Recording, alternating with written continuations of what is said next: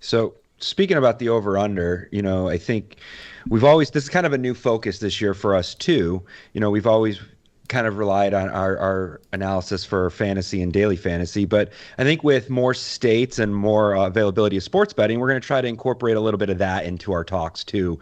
And I think weather can be very big and impactful on stringing together some parlays and looking at these over unders. So, Mike, do you want to talk about what you're seeing on the over under here and where you might want to go with that?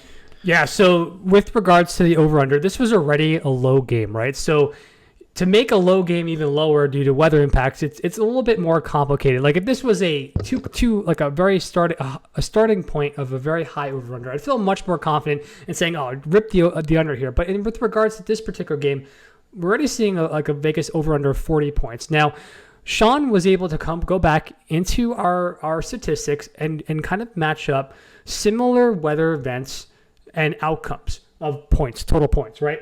We always compare points to control games, right? Like a standard baseline metric of essentially saying, what is the standard range of points scored in dome games? There's no weather that impacts those dome games. That is the best case for like a control study.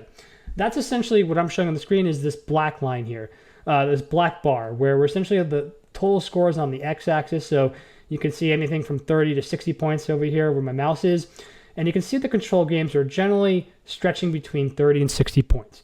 Now, if you take the weather-adjusted curves, right, we find games that have similar wind, similar precipitation, similar temperature, etc., that's the green bar. And you can see how the green bar is generally shifted to the left of the black bar, right? You see more of this green kind of hanging in the 20 and 30 points rather than the 50 and 60 points. So in this particular instance, I sent out a message earlier to these guys saying, hey, Vegas over-under is at 40.5. I think we can kind of nudge that down a little bit, take the under here just because of how the wind's going to be. So if you take the center of this green bar here, that's about 35 points, which is essentially saying if you incorporate weather into your analysis, into the outcomes here, there's a better chance that you're going to hit the under of that 40 points, right? Sean, do you have anything comments on that? Yeah, no, I think you're absolutely right here, Mike. I mean, the over-under is already low. So this one, they know coming in that, these are two unestablished offenses. The over-under is set at around 40 points. But yeah, in these weather games, it's around 10 to 11 points below your control mean. So on average, you're scoring less points in these weather games. If I were betting on this game, I don't know if I would take that 40 line. I may take like the under at like 45. I think that's going to be a really close one. But statistically speaking, I think you have a much higher likelihood of hitting that under in this game than going over. Yeah.